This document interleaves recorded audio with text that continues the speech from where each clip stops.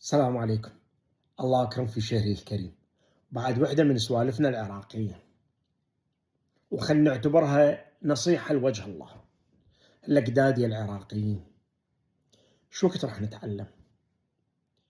شو وقت راح نتعظ رغم كل ما شفناه من حروب ومن حصار ومن مشاكل ومن أزمات صارت بحياتنا؟ شو وقت نعرف إنه بهيج أوقات صعبة لازم نعوف العاطفة جانب ونفكر بعقلانية. لازم نفكر ونخطط بسرعة مو تسرع، وبحكمة، وناخذ القرار الصحيح اللي يفيدنا ويفيد عوائلنا والناس الداير مدايرنا إن شاء الله.